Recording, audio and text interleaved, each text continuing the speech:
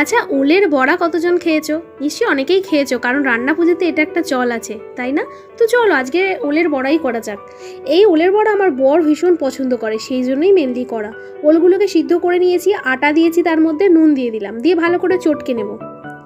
আর চটকানোর পর আমি এখানে গুড় ভিজিয়ে রেখেছিলাম, কারণ আমাদের এখানে গুড় একটুখানি শক্ত টাইপের, মানে ভেলি গুড় বলে না, সেই ভেলি গুড়, সেই কারণে আমি একটু ভিজিয়ে রেখেছিলাম। দিয়ে গুড় দিয়ে ভালো করে মেখে নেব, আর দেবো অবশ্যই মৌরি।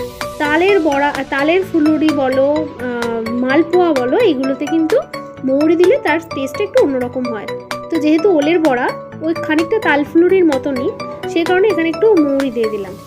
আর একটা একটা করে বড়ার মতন করে ভেজে নেব, এরকম হালকা ব্রাউন বা লাল লাল করে ভেজে তুলে নিলেই আমাদের ওলের বড়া কিন্তু রেডি। খুব সহজেই হয়, ভীষণ ভালো। যারা খেতে চাও অবশ্যই করো, যারা কোনোদিন খাওনি তারা একবার খেয়ে দেখো, আমাকে বলো।